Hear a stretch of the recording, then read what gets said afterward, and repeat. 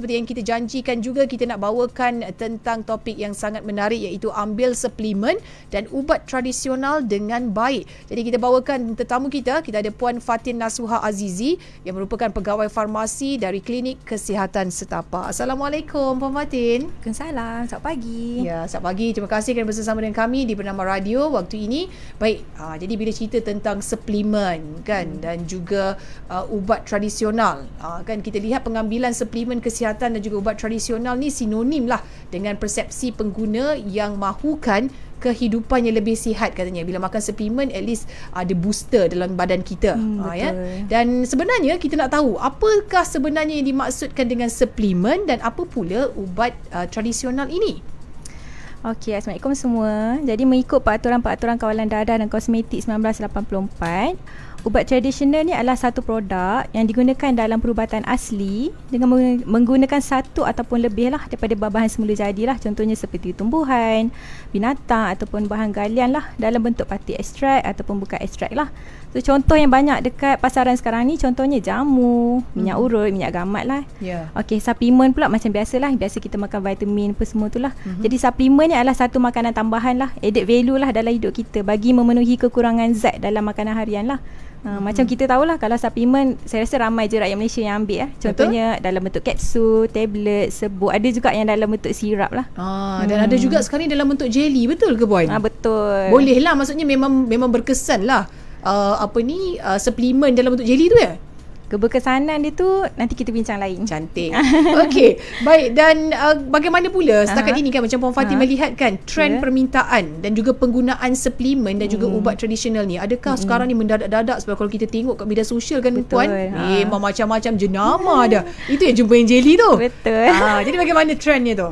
Okey, dari segi trend permintaan tu, kalau kita tengok memang nombor satu lah orang kata jadi pilihan. Sebab orang kalau boleh macam dia nak alternatif daripada ubat-ubat biasa ni kan. Orang daripada alternatif ubat-ubat biasa tu, dia terlepas pandang sebenarnya ubat-ubat suplemen, produk tradisional semuanya kena berdaftar dengan KKM dululah. Tapi ramai yang tak tahu cara pendaftaran tu macam mana. Jadi sebenarnya satu kesalahan lah, sebab orang main beli je tapi dia tak tahu produk tu sebenarnya macam mana lah. Okey, jadi kita sebagai pengguna ni lah yang nak kena cakna tentang keselamatan bila menggunakan suplemen ini. Betul. Baik, dan kita nak tahu juga Puan, sejauh mana kepentingan pengambilan suplemen ini. Kan ada yang kata ambil suplemen dari muda supaya nanti esok bukan kita tak sakit, kita memang sakit tapi mungkin lambat sikit nak sakit bila dari awal kita dah amalkan pengambilan suplemen ataupun ubat-ubat tradisional ni. Bagaimana pendapat Puan? Okey, pendapat saya sebenarnya kita sendiri perlu bijak dan juga cakna dalam pembelian produk ni lah. Maksudnya sebelum kita membeli produk, tak kisahlah jelly ke, tablet ke, sirap ke, kita kena baca dulu. Kita kena tahu apa ingredient produk tersebut lah. Okay, ada juga orang yang dia dah makan ubat-ubat, contohlah pesakit-pesakit kronik, dia makan ubat darah tinggi, kencing manis, hypertension, tapi dia nak produk yang macam menyelesaikan masalah dia, produk alternatif. Jadi ada juga pesakit yang dia stop makan ubat dia tapi dia pergi ambil pula suplemen. Jadi tak betul lah. Patutnya dia kena continue, dia kena teruskan makan ubat-ubatan yang dapat daripada klinik, daripada hospital. Kalau nak ambil ubat-ubatan tradisional ataupun suplemen pun kena bagi tahu doktor ataupun farmasi lah. Sebab yang paling penting bila dia bagi tahu, kita boleh meneliti lah benda tu sama ada kandungan yang terlarang ke, ada interaksi dengan ubat ke. Betul tu kan. Sebab apa? Niat nak sihat, takut jadi sebaliknya. Betul. Itu yang dirisaukan sebenarnya. Tapi bolehlah kalau kata dah ambil ubat-ubatan yang wajib ambil, contohnya penyakit-penyakit yang sedemikian yang tadi Puan kongsikan, darah tinggi, kencing manis dan sebagainya. Tapi dalam masa yang sama dia nak ambil suplemen juga. Maksudnya bolehlah. Boleh sebagai contoh, tapi dia tidak berhenti ubat-ubat yang, contohlah dia ada kencing manis, dia boleh je continue ubat kencing manis. Dalam masa yang sama, contoh dia nak ambil suplemen multivitamin untuk saraf, tak ada masalah lah. Tapi kena bagi tahu doktor juga, sebab kita kena check lah ada interaksi ubat, sebab kita takut kesan sampingan ubat lah. Jadi perlu dapatkan nasihat doktor terlebih dahulu. Kan, sebab cara makan pun nak kena tahu juga kan. Betul. Kena makan sekali ke, kena lepas 2, 3, 4 jam ke. Betul. Sebab contohnya ada ubat yang kita tak boleh makan makan macam tu saja. Simply makan tak boleh. Kita kena ada sebelum makan, selepas makan. Ada juga ubat yang tak boleh makan dengan tablet-tablet yang ada kalsium, ada interaction lah, ada interaksi ubat. Betul. Itu dia ya. Lebih maksudnya ada banyak perkara yang perlu kita ambil tahu ya sebelum kata kita membuat keputusan untuk ambil suplemen ni. Baik, dan kalau kita lihat tadi Puan Fatin dah sentuh sedikit kan, kalau kita tengok majoriti produk suplemen kesihatan dan juga produk-produk tradisional ni, kita tahulah sekarang kat media sosial memang dijual secara terbuka. Ya, betul. Kan? TikTok murah pula tu. Okey, tetapi bagaimana kawalan ya di pihak Kementerian Kesihatan Malaysia sendiri setakat ini? Adakah memang semua produk-produk ini tak mendapat kelulusan ataupun pengiktirafan daripada KKM, ataupun ada sebahagiannya memang mendapat kelulusan? Okey, kita di KKM melalui bahagian penguatkuasaan farmasi lah, kita memang secara aktif memantau lah aktiviti penjualan, termasuk suplemen, produk tradisional dari semasa ke semasa lah. Dan sebenarnya mengikut Akta Jalan Dadah 1952, mana-mana individu ataupun syarikat lah yang memasarkan, mengilang, menjual ataupun mengimport lah, kalau benda tu tidak berdaftar, dikira sebagai satu kesalahan lah dan melanggar Peraturan Kawalan Dadah Kosmetik 1984 lah. So ada beberapa denda lah kalau disabit kesalahan lah. Contohnya untuk kesalahan pertama, boleh dikenakan hukuman denda lah tidak melebihi RM25,000 ataupun penjara tidak melebihi 3 tahun lah. Jadi sebenarnya orang awam sendiri sebelum beli kena cakna lah produk apa yang dia beli, kena tahu suplemen, contohnya ingredient apa yang dia beli dalam produk tu lah. Jangan bila kita tengok testimoni main beli. Sebabnya kesesuaian daripada satu pesakit tu lain dengan pesakit lain. Jadi kita tak boleh bergantung dengan testimoni. Okey, dia ni beli cepat kurus, kita pun nak try. Tak boleh macam tu lah. Jadi bentuk badan kita ni pun berbeza-beza betul. Kan, dengan orang lain, dengan customer yang lain. Betul. Tak salah nak cuba, tapi jangan cepat percaya sangat. Baik, betul. sahabat kita Putra Malindo, dia tanya, Assalamualaikum. Kalau kata orang tu dia cuci darah, boleh ke makan ubat-ubat suplemen ni? Soalan dia. Okey, cuci darah biasanya pesakit-pesakit hemodialisis lah saya rasa untuk cuci darah. Yang tu lagi kena berjaga-jaga. Sebab ubat-ubat dia pun sebenarnya dah banyak untuk pesakit-pesakit hemodialisis ni yang cuci darah. Jadi kalau nak ambil suplemen ataupun ubat tradisional, kita takut dia punya buah pinggang dia akan semakin rosak. Jadi sebelum ambil tu kena bagi tahu dengan doktor dululah. Jadi pesanan Puan Fatin dari awal tadi, apa pun mesti dapatkan nasihat doktor. Betul. Kan, kalau boleh doktor akan kata boleh, kalau sebaliknya tak boleh lah maksudnya. Betul. Okey, jadi untuk anda yang nak bertanyakan soalan, okey, boleh tinggalkan komen anda di Facebook Bernama Radio. Okey, kalau nak hubungi kita 0326927939. Okey, dan seterusnya kalau kita lihat dia pengguna ni, memang kita tahulah mereka ni kekurangan ilmu kan, Puan Fatin kan. Dia mungkin mereka lebih percaya kepada testimoni kan, dan kalau katalah pula produk-produk ni menggunakan term-term yang bombastik, term-term medical contohnya yang tak difahami oleh pengguna marhain ini. Jadi mungkin mereka ni mudah dipengaruhi lah. Jadi kebanyakan pengguna memang tak mempunyai ilmu yang mendalam tentang produk yang digunakan. Kan, malah ada di kalangan mereka ni bergantung kepada testimoni pengguna sahaja. Jadi apa mungkin inisiatif-inisiatif yang diambil oleh pihak KKM sendiri terhadap pengguna untuk memberikan mereka ni panduan? Panduan yang komprehensif untuk membeli dan seterusnya menggunakan produk-produk yang mereka dapatkan di pasaran ni. Tak kisahlah suplemen ke ataupun ubat-ubat tradisional ni. Okey, masyarakat semua perlu diingatkan lah, kalau produk-produk berdaftar dengan KKM ni, sebenarnya poin nombor satunya adalah terjamin dari segi keselamatan, kualiti, keberkesanan. Okey, kalau produk-produk tradisional ataupun suplemen yang dijual di pasaran ni, kita tak tahu aspek dia punya keberkesanan tu macam mana lah. Jadi sebenarnya rakyat Malaysia kena tahu produk-produk berdaftar ni dia ada 2 poin yang penting lah. Nombor 1, nombor pendaftaran MAL. Nombor 2 adalah label keselamatan hologram lah. Kalau tak percaya boleh pergi farmasi, cuba beli satu produk. Kita memang akan ada nampak lah, dia macam tagging hologram tu. Betul. Yang kilat-kilat tu lah kalau sebut hologram ni. Yang kilat-kilat tu, stiker dia macam stiker kilat-kilat lah. Bahasa betul. Senang faham kita kata ya. Baik, sahabat kita tanya juga ni, kalau kata orang tu ada angin pasang, boleh tak makan ubat-ubat suplemen dia kata? Bagaimana Puan? Angin pasang. Sebenarnya kita memang ada ubat khusus untuk sakit tersebut. Kalau saya lah, nombor 1 kena pergi jumpa doktor dululah. Sebab dekat farmasi pun sebenarnya banyak je ubat-ubat yang untuk sakit-sakit tersebut lah, sakit-sakit tertentu. Kalau ubat suplemen ni, kalau boleh, bagi saya pilihan nombor 2 lah. Yang pertama adalah kita amalkan ubat-ubat daripada klinik-klinik, daripada hospital dululah. Okey. Jadi yang paling penting sekali kena nasihat doktor juga.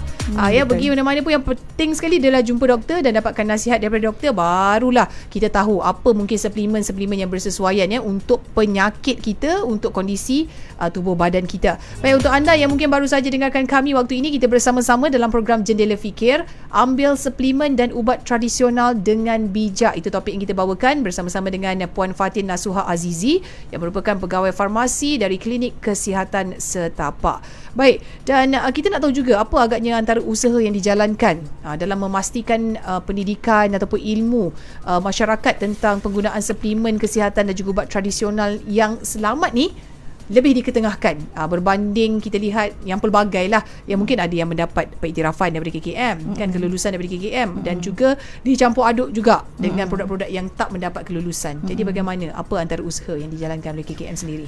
Okey, baiklah. KKM melalui program perkhidmatan farmasi ni akan sentiasa menjalankan program lah, aktif menjalankan program. Kita nak meningkatkan kefahaman, kesedaran masyarakat lah tentang penggunaan ubat-ubatan lah. Okey, jadi aktiviti yang kita jalankan, contohnya program Kenali Ubat Anda lah. Program Kenali Ubat Anda ni kita menekankan amalan penggunaan ubat yang betul, cara yang betul, ubat yang betul, waktu yang betul nak ambil ubat. Okey, program yang kedua pula, program Duta Kenali Ubat Anda. Yang ni saya tak sure sama ada setiap negeri ada buat ke tak lah, saya tak pasti. Tapi program Duta Kenali Ubat Anda ni biasanya kita menggunakan duta. Duta tu adalah orang awam yang berpengaruh lah. Contohnya ketua kampung, selebriti pun ada juga. Jadi biasanya duta ni kita akan pergi ke kampung-kampung. So kita akan meneliti ubat dia. Kita akan pergi rumah ke rumah lah. Okay, program yang seterusnya kita ada juga buat ceramah, pameran. Kita ada juga pergi ke hospital. Kita ada pergi dekat pusat membeli belah. Ada jugalah kita pergi. Okay, seterusnya kita ada juga hebahan promosi lah. Contohnya seperti video pendidikan dekat Instagram KKM sendiri. Macam ni juga wawancara di radio, TV, media sosial lah. Kita ada buat jugalah. Okey, banyaklah kalau kita lihat kempen yang dilaksanakan ya oleh pihak KKM dalam nak memberi ilmu kepada pengguna ya tentang suplemen dan juga produk-produk tradisional ini. Baik, dan bila cerita tentang produk tradisional, nak pula yang tidak berdaftar, yang ada risiko dicampurkan dengan ubat terkawal. Dan tentunya kita tahu ini akan memudaratkan pengguna itu sendiri kan. Jadi pengguna ni perlu dilatih untuk sentiasa memastikan produk kesihatan yang mereka gunakan itu adalah berdaftar, dan jika mereka terjumpa produk-produk yang tak didaftarkan itu ataupun berbahaya untuk kesihatan kan. Jadi mereka ni katanya kena buat laporan. Betul. Kena buat laporan cepat-cepat kan kepada pihak berwajib kalau kata adanya kesan-kesan sampingan daripada penggunaan produk tersebut. Tapi mereka buat ke tidak ni, Puan? Ataupun bagaimana? Okey, sebenarnya produk-produk yang berdaftar ni, kalau kita tengok dekat dia punya kotak dia, biasanya ada nombor pendaftaran MAL ataupun hologram lah. Okey, so untuk label-label hologram, kita boleh muat turun aplikasi Pharmachecker. Kita boleh cek di situlah sama ada produk tu berdaftar ataupun tidak. Lagi satu, kita boleh juga muat turun aplikasi NPRA Product Status lah. Dia sama macam Quest. Kalau siapa-siapa yang pernah cek produk, bila kita login, kita boleh cek lah sama ada produk name, registration number, notification number. Jadi kita boleh tahu produk tu berdaftar ataupun tak lah. Okey, jadi cara kita nak membuat aduan ada beberapa cara lah. Yang pertama, kita boleh layari portal SISPA lah, Sistem Pengurusan Aduan Awam. Jadi di situ kita boleh membuat aduan lah apa yang kita nak mengadu lah. Okey, yang kedua, kita boleh juga pergi cawangan penguatkuasaan farmasi lah, setiap negeri ada. Dan yang ketiga ni paling best, sebab saya pun pernah buat lah. Okey, yang ketiga ni kita boleh laporkan kepada bahagian regulatory farmasi negara NPRA. Yang bestnya sebab kita boleh hantar sampel. Contoh kita kuatiri dengan satu produk tu, kita rasa macam tak best lah guna produk tu, takut ada bahan terlarang. Jadi kita boleh hantar sampel, kita boleh hantar nama produk, kita bagi sampel supaya pihak NPRA boleh analisis produk tersebut. Jadi bila kita dah analisis, sebab itulah ada produk yang tarik balik, kita recall balik produk lah selepas kita analisis. Faham. Jadi pengguna sendiri boleh buat tindakan yang seperti Puan kongsikan tadi ya. Maksudnya bawa sendiri sampel dan hantarkan kepada NPRA. So tak ada masalah lah, walaupun kita ni orang luar, tapi kita boleh buat tindakan sedemikian. Betul. Contohlah produk-produk tradisional, ada yang guna serbuk, ada yang guna kayu-kayu pun. Memang kita akan ambil sampel tu untuk kita hantar NPRA lah untuk dianalisis lah. Okey. Jadi cukup mudah lah sekarang ni. Kalau rasa ragu-ragu macam tu tapi dah spend duit, macam ni dah beli tapi rasa macam betul ke tak betul produk ni kan. Jadi betul. boleh buat seperti mana yang Puan Fatin cadangkan tadi Puan Betul. Okey. Baik, dan bila cerita tentang penggunaan suplemen inilah, sebab suplemen ni dia macam-macam kan. Yang nak slim lah, yang nak cantik lah, yang nak sihat terutamanya lagi. Jadi pengambilan suplemen ni sebenarnya bagaimana? Adakah di awal usia ataupun ketika mungkin seseorang itu dah mula dapat penyakit baru kita start pakai suplemen? Macam mana sebenarnya? Okey, sebenarnya kesesuaian untuk mengambil suplemen ataupun ubat tradisional ni dia berbeza lah antara individu lah. Setengah tu orang A ambil okey, tapi bila orang B dia jadi tak okey. Jadi tu saya kata kesesuaian tu bergantung pada individu lah.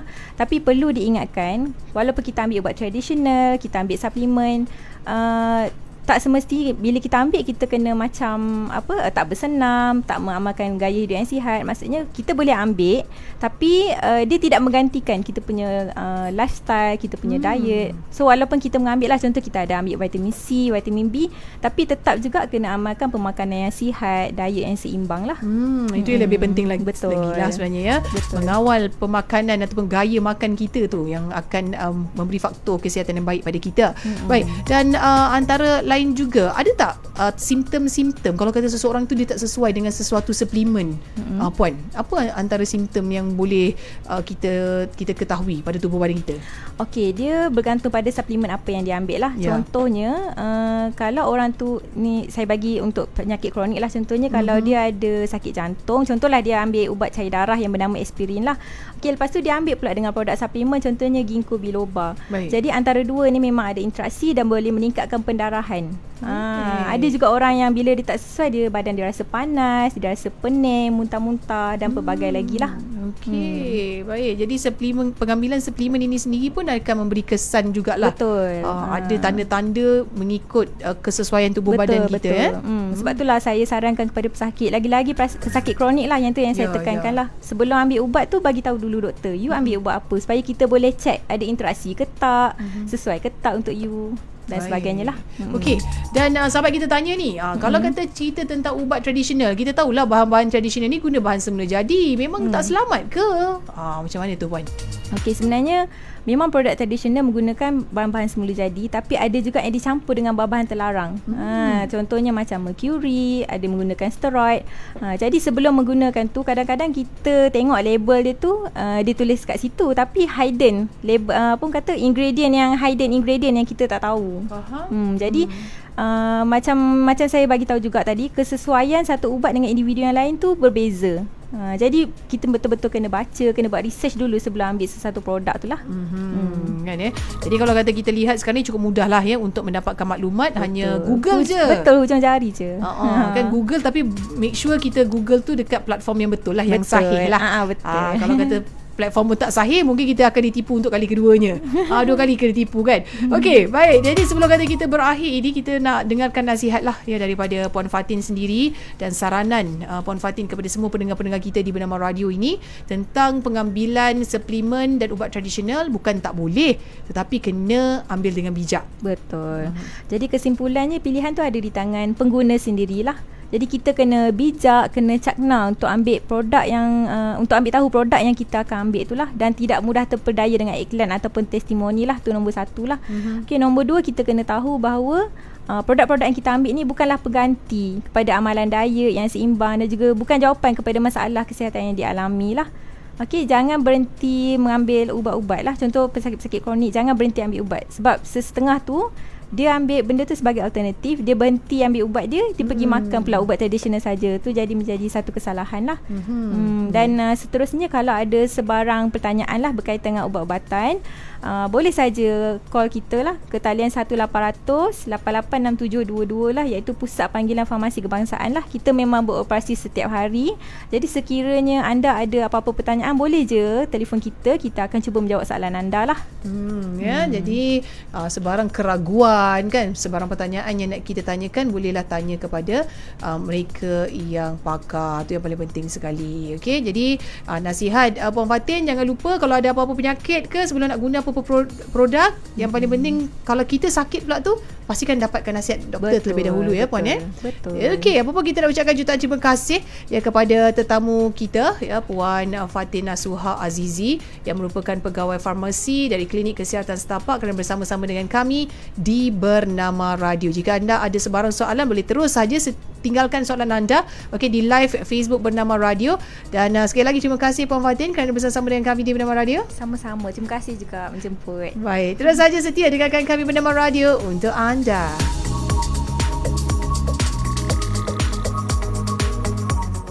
Kota Kinabalu.